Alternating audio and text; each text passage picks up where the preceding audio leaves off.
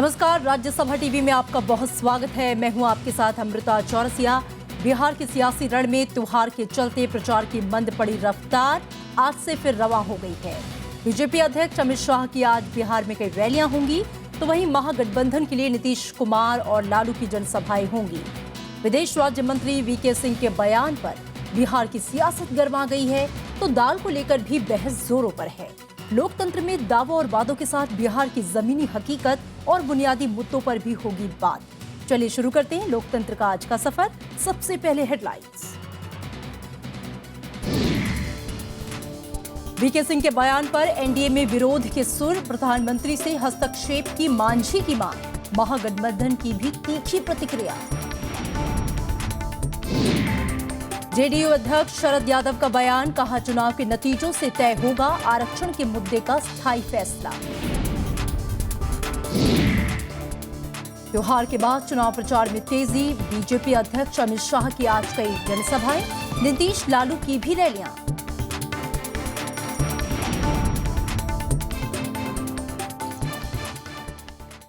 दाल के दाम पर बयानबाजी जो है वो जारी है। आपको बता दें कि इधर लोकतंत्र की चलिए शुरुआत करते हैं।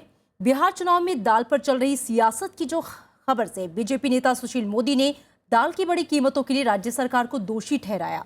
सुशील ने कहा कि मुख्यमंत्री नीतीश कुमार जमाखोरों पर कार्रवाई नहीं कर रहे, जिसकी वजह से दाल की कीमत राज्य में बढ़ी हुई है। उन्होंने कहा कि नीतीश कुमार जानबूझकर ऐसे लोगों के खिलाफ कोई कदम नहीं उठा रहे।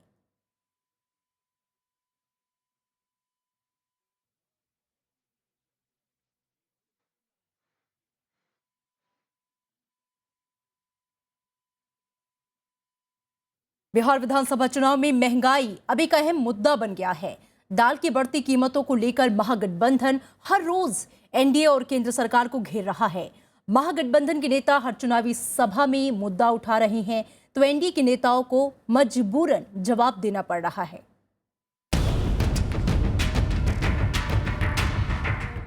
कहते हैं चुनाव में मुद्दों का महत्व बहुत होता है और इसकी बानगी बिहार चुनाव में भी देखने को मिल रही है।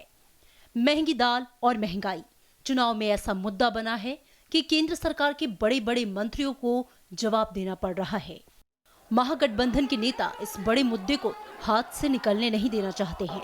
चुनावी बयार को तेज करने के लिए अब महागठबंधन केंद्रीय मंत्रियों के इस्तीफे मांग रहा है। बिहार के मुख्यमंत्री नीतीश कुमार खुलकर केंद्र सरकार को चुनौती देते हुए पूछ रहे हैं कि बाकी राज्यों में क्यों बढ़ी हुई है दाल की कीमतें। मुंबई में 200 रुपए किलो, गुजरात में, मध्य प्रदेश में, तो वहां 200 रुपए किलो बिक रहा है, उसके लिए जवाब दे हम ही हैं जी, राधा मोहन जी। उधर केंद्र सरकार के मंत्रियों को जवाब देना भारी पड़ रहा है। इंपोर्टेड हमारे पास में जब दाल है तो राज्य सरकार क्यों नहीं क्या कहते हैं उसको खरीद रही है, जब उनको 10 रुपया हम सब्सिडी देने को तैयार हैं। जो आज नीतीश कुमार जी सवाल उठा रहे हैं दाल की कीमतों के बढ़ने का, मैं मानता हूं कि इसके लिए पूर्णतः वही जिम्मेवार हैं। देश के बाकी राज्यों की तरह बिहार की जनता भी महंगाई से त्रस्त है। परेशानी तो आम आदमी को ही उठाना पड़ता है, क्योंकि इतने महंगे हैं कि बजट किसी तरह आदमी का गड़बड़ा गया है। बिहार में अभी 3 चरणों में मतदान होना बाकी है। ऐसे में चुनावी मैदान में उतरी सभी पार्टियां मुद्दे को बड़ा बनाने और जनता को लुभाने में कोई कसर नहीं छोड़ना चाहती हैं। Bureau report, Rajya Sabha TV. आपने देखा कि कैसे दाल को लेकर सियासत जो है वो तेज हो गई है। आम जनता भी दाल की कीमतों को लेकर खासा परेशान है। दाल की कीमतों का चुनाव पर क्या असर है और इस पर आम लोगों की क्या राय है, देखिए हमारे इस रिपोर्ट में।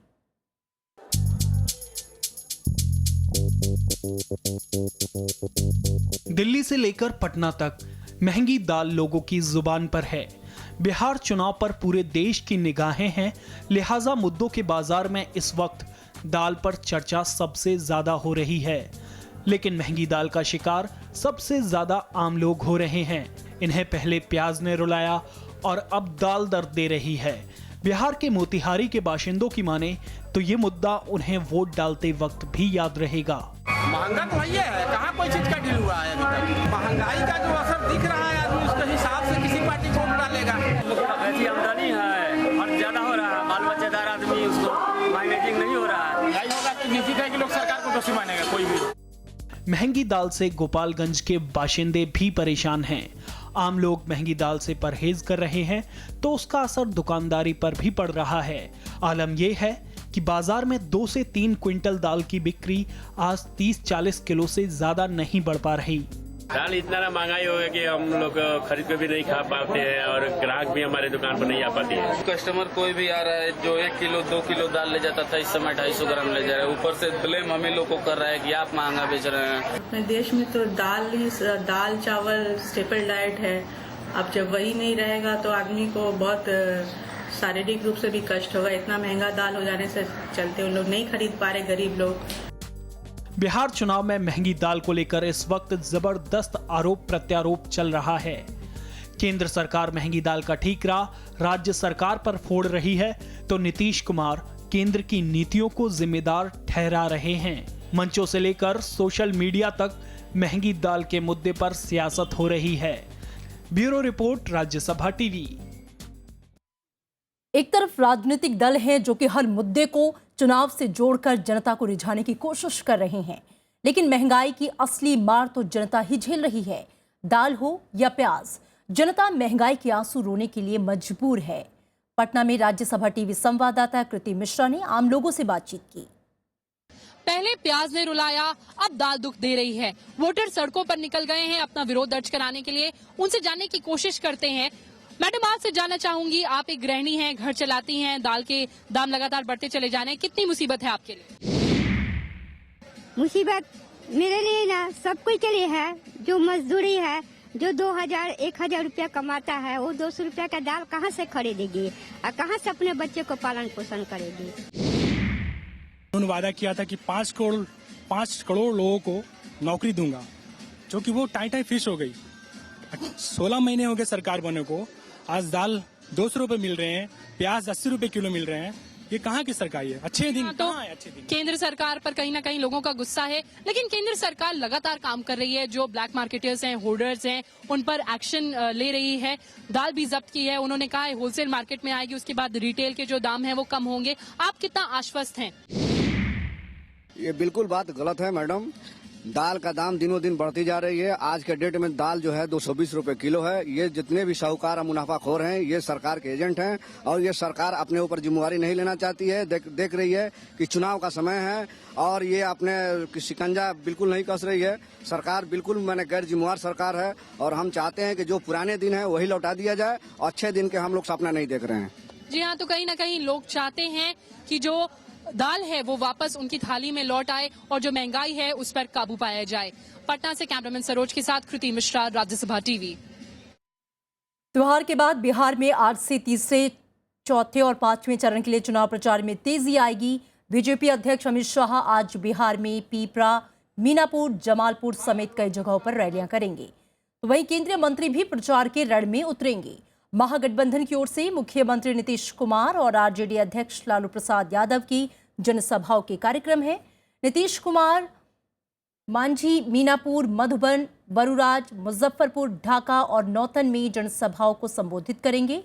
बिहार विधानसभा चुनाव के तीसरे और दौर के लिए 28 अक्टूबर को मतदान होना है, जबकि चौथे और 5वें दौर के लिए 1 नवंबर और 5 नवंबर को वोट डाले जाएंगे।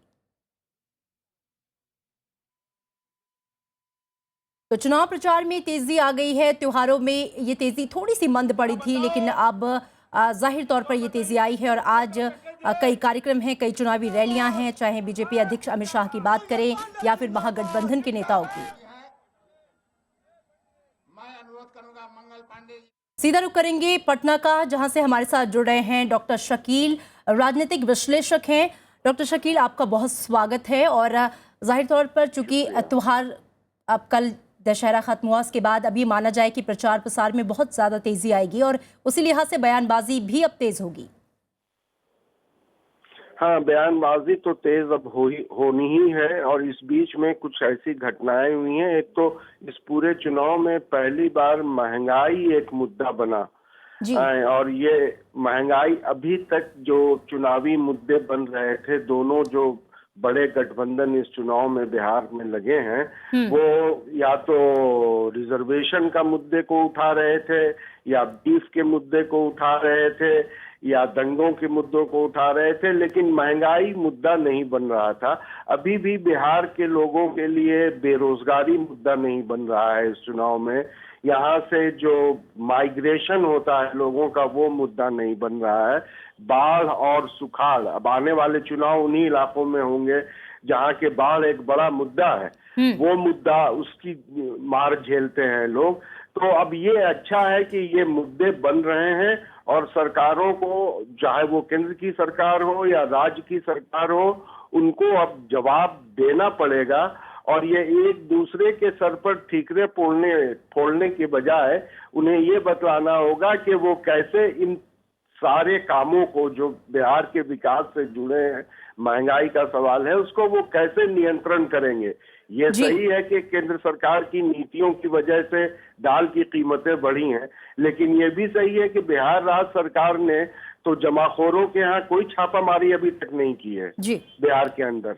तो ये सिर्फ बयानबाजी से काम नहीं चलेगा। जब इलेक्टोरेट जाएगा, जब चुनाव में मतदाता जाएंगे, तो उस सुबह में उनको खाने के लिए थाली में दाल नहीं मिली, इस बात को वो भूलेंगे नहीं।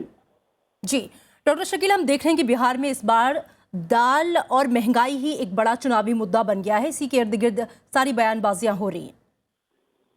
हाँ, सिर्फ दाल और महंगाई नहीं, बल्कि इधर पिछले दिनों जो आप चुनाव के दौरान तो हिंदुस्तान के किसी कोने में कोई घटना होती है तो उसका असर बहुत दूर भी पड़ता है। अभी जो हरियाणा में हरिजनों के साथ जो घटना हुई और जो 2 हरिजन बच्चों को जला दिया गया, और उस पर जो बयान आ रहे हैं, और कल केंद्रीय मंत्री जो है भारत सरकार के, उन्होंने एक बयान दे दिया कि ये तो अगर कुत्ते को भी ईंटा मारा जाए तो उसके लिए भारत सरकार नहीं जिम्मेदार होगी। अब ये सवाल भी, ये मुद्दा भी बनता जा रहा है, क्योंकि ऐसा ही जवाब बहुत दिनों पहले एक गुजरात के मुख्यमंत्री ने मुसलमानों के संदर्भ में कहा था, कुत्ते के बच्चे की बात, पप्पी। डॉक्टर शकील, आप एक तरफ आपसे ये भी मैं पूछना चाहूंगी, शरद यादव ने जिस तरह से कहा कि चुनाव के नतीजे जो हैं वो आरक्षण पर स्थायी फैसला करेंगे, इसके क्या मायने हैं? जी, हमने समझा नहीं, क्या सवाल किया आपने? सवाल ये है, शरद यादव ने कहा कि चुनाव के जो नतीजे हैं वही आरक्षण पर स्थायी फैसला करेगा, इसके क्या मायने निकाले जाएं? नहीं, दरअसल आरक्षण के मुद्दे को ग्रैंड अलायंस छोड़ना नहीं चाहती है, क्योंकि ग्रैंड अलायंस ये जानती है कि ये उनका बेस्ट बेट है। और अब जिस तरह से एनडीए 2 कदम पीछे हट करके और आरक्षण के मुद्दे पर अपनी सफाई पेश कर रही है, जिस तरह से पहले 2 चरण के चुनाव से ऐसा प्रतीत होता है कि आरक्षण के मुद्दों ने बिहार के पिछड़े, अति पिछड़े दलितों की दिमाग को पकड़ लिया है जोर से, और उनको ये शक होने लगा है कि शायद एनडीए की सरकार आरक्षण विरोधी सरकार है। इसलिए आरक्षण के मुद्दे को महागठबंधन का जो अलायंस है वो बार बार लाने की कोशिश करता रहेगा। जी डॉक्टर शकील, बहुत शुक्रिया हमसे बातचीत करने के लिए। और इसी के साथ वक्त है एक ब्रेक का। ब्रेक के बाद आपको दिखाएंगे बीजेपी अध्यक्ष मंगल पांडे और मीसा भारती से खास मुलाकात।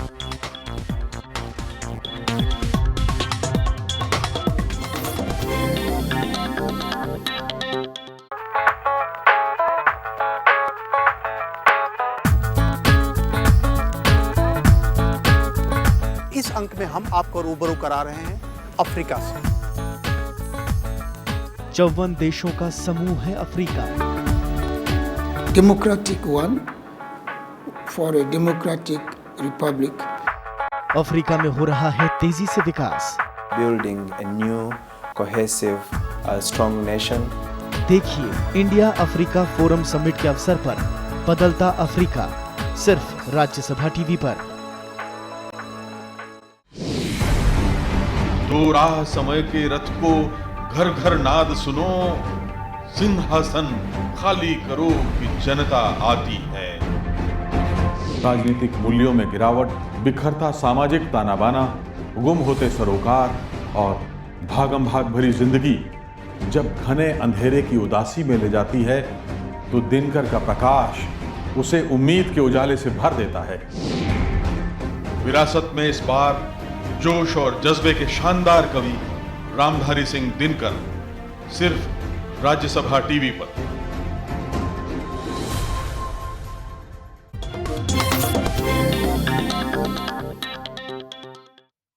ब्रेक के बाद स्वागत है आपका। बिहार चुनाव में महागठबंधन को बैठे बिठाए एक और अहम मुद्दा मिल गया। केंद्रीय मंत्री वीके सिंह के बयान के बाद अब पार्टियां एनडीए और केंद्र सरकार को घेरने में जुट गई हैं। खुद एनडीए में शामिल हिंदुस्तानी अवाम पार्टी खुलकर वीके सिंह के बयान का विरोध कर रही है।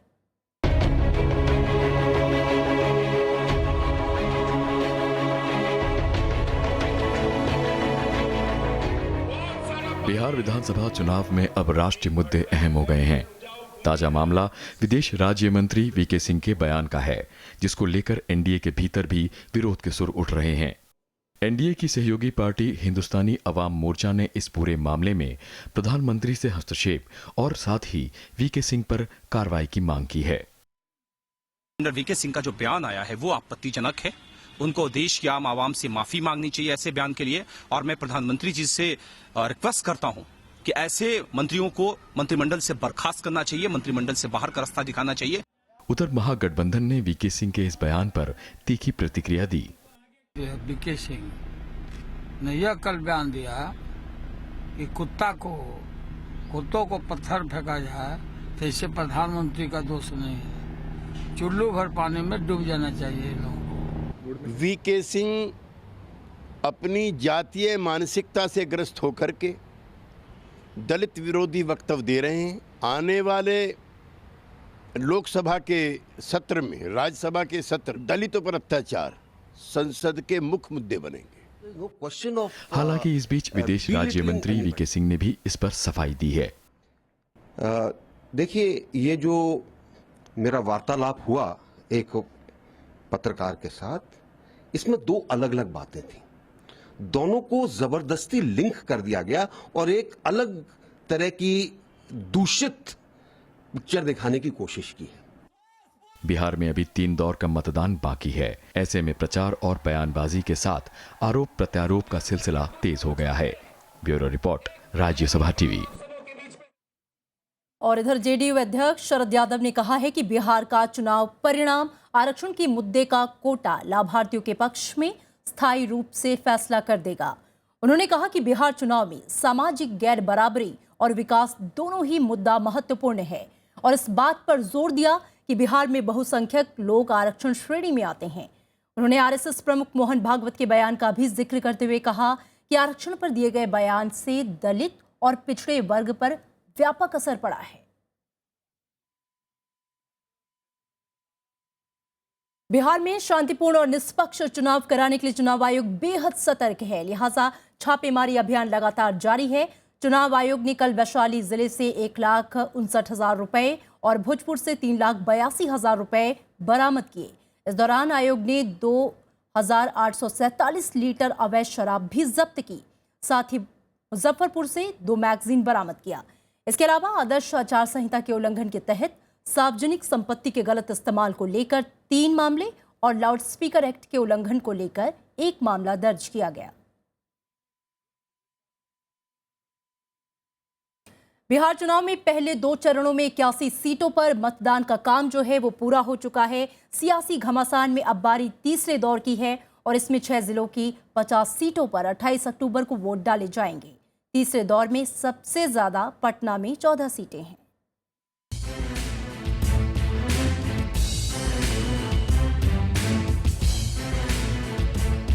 बिहार विधानसभा के सियासी रण के तीसरे दौर में सारण, वैशाली, नालंदा, पटना, भोजपुर और बक्सर 6 जिलों की 50 विधानसभा सीटों पर 28 अक्टूबर को वोटिंग होगी। इस चरण की 50 विधानसभा सीटों में से 8 विधानसभा सीटें अनुसूचित जाति के लिए आरक्षित हैं। इस चरण में पटना जिले में सबसे ज्यादा 14 सीटें हैं, सारण में 10, वैशाली में 8, नालंदा और भोजपुर में 7-7 और बक्सर जिले में 4 विधानसभा सीटें हैं। पटना जिले का दीघा मतदाताओं के लिहाज से सबसे बड़ा विधानसभा क्षेत्र है, जबकि सारण के अबनौर विधानसभा क्षेत्र में सबसे कम वोटर हैं। तीसरे दौर के लिए 8 अक्टूबर तक नामांकन का सिलसिला चला। इस दौरान 902 उम्मीदवारों ने पर्चे दाखिल किए। 9 अक्टूबर को नामांकन पत्रों की जांच हुई। 841 प्रत्याशियों के पर्चे सही पाए गए। 12 अक्टूबर नाम वापसी की आखिरी तारीख थी। इसके बाद 808 प्रत्याशी मैदान में जोर आजमा रहे हैं। इनमें 71 महिलाएं हैं। तीसरे दौर के मतदान के बाद 1 नवंबर को चौथे और 5 नवंबर को 5वें दौर के लिए वोट डाले जाएंगे। Bureau report, Rajya Sabha TV. Congress नेता गुलाम नबी आजाद ने देश में मौजूदा माहौल पर चिंता जाहिर की और इसके लिए केंद्र सरकार को जिम्मेदार ठहराया। पूर्णिया में प्रेस कॉन्फ्रेंस के जरिए उन्होंने केंद्र सरकार और बीजेपी की कड़ी आलोचना की। उन्होंने कहा कि सीमांचल की जनता बीजेपी की राजनीति को खारिज करेगी। असल में कांग्रेस ने सीमांचल में से काफी उम्मीदें लगा रखी हैं। यहां एमआईएम के उतरने से माना यह जा रहा है कि राजनीतिक समीकरण पहले से काफी बदल गया है। गुलाम नबी आजाद ने देश में सांप्रदायिक तनाव पर चिंता जाहिर करते हुए कहा कि बिहार की जनता इसे नकारी। 47 के बाद 1-2 साल चला वही अविश्वास का माहौल इस वक्त मैं कश्मीर से कन्याकुमारी तक देख रहा हूं। बिहार में हर पार्टी सरकार बनाने का दावा कर रही है। बीजेपी का कहना है कि बिहार की जनता विकास चाहती है। राज्यसभा टीवी संवाददाता शिशिर चौबे ने बिहार बीजेपी अध्यक्ष मंगल पांडे से खास बातचीत की, जिसमें उन्होंने विरोधी दलों पर जनता को गुमराह करने का आरोप लगाया। मंगल जी, राज्यसभा टीवी में आपको स्वागत है। सबसे पहला सवाल ये है कि जिस तरीके से विकास का मुद्दा गौण होकर जात पात की बातें हो रही हैं राजनीति में, उसको आप लोग किस तरीके से देखते हैं? नहीं, भारतीय जनता पार्टी विकास के मुद्दे पे ही चुनाव लड़ रही है और हम विकास विकास विकास ही बिहार की जनता के सामने कर रहे हैं। कुछ लोग जरूर इस विकास के मुद्दे से बिहार के चुनाव को भटकाना चाह रहे हैं, दूसरी ओर ले जाना चाह रहे हैं, लेकिन अब बिहार की जनता भी समझदार हो गई है। अब विकास से भटक के किसी दूसरे दिशा में नहीं जाएगी। जो राजनीतिक परिस्थिति जो बिहार में उठी है और लगभग हर चुनाव में हम लोग देखते हैं कि जो भाषा का नियंत्रण जो होना चाहिए, नियंत्रण जो होना चाहिए, वो धीरे धीरे गड़बड़ होती जा रही है। राजनीति केवल चुनाव तक नहीं होती है, राजनीति पूरे देश को दिशा देती है और राजनेता जो होते हैं उन पे पूरे देश की नज़र होती है। हर राजनेता को अपने शब्दों के चयन में मर्यादा का ध्यान रखना चाहिए, लेकिन दुर्भाग्य हम बिहार के लोगों का ऐसा जरूर है कि हमारे पास एक राष्ट्रीय जनता दल के नेता श्री लालू प्रसाद जी हैं जो कभी इसका ध्यान नहीं रखते हैं।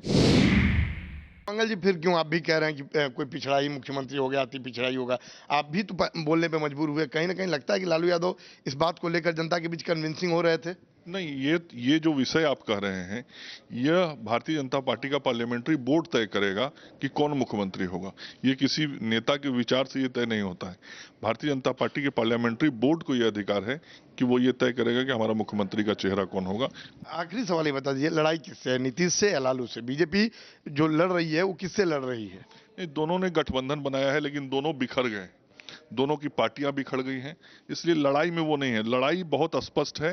भारतीय जनता पार्टी के नेतृत्व में एनडीए की जो सरकार बनने जा रही है, लड़ाई इस बात की जो हमारी सरकार बन रही है उसमें सत्ता पक्ष में सदस्यों की संख्या हमारी कितनी बढ़ती जाएगी, और वो इस बात की लड़ाई लड़ रहे हैं कि विपक्ष में जब वो बैठेंगे तो विपक्ष में उनके सदस्यों की संख्या कैसे ज्यादा होगी। कितनी संख्या होगी आपकी गठबंधन की? 2/3 से अधिक बहुमत से हम सरकार बनाएंगे।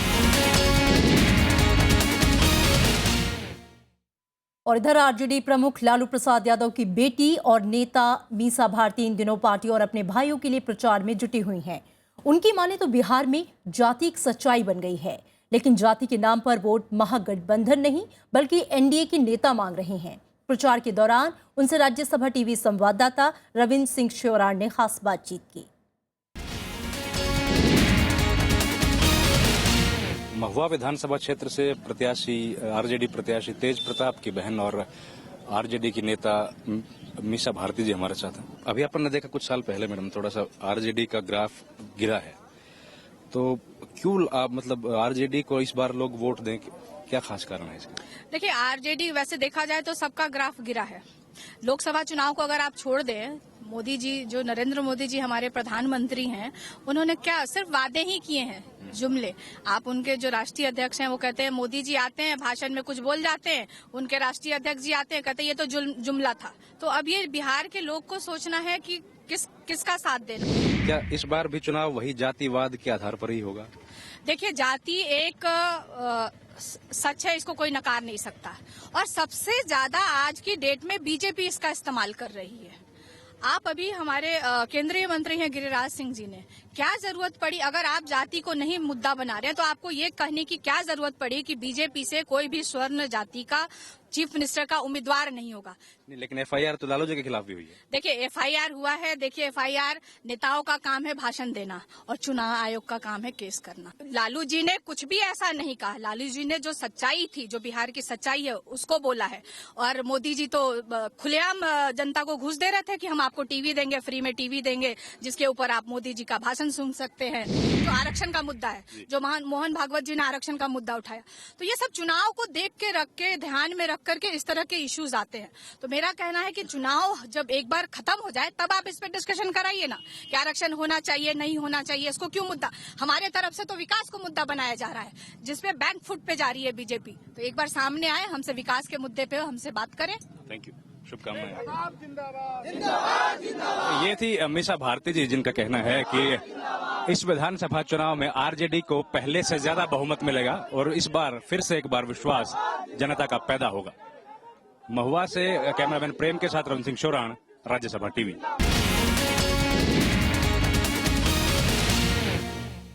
लोकतंत्र 2015 के इस बुलेटिन में फिलहाल इतना ही। नमस्कार।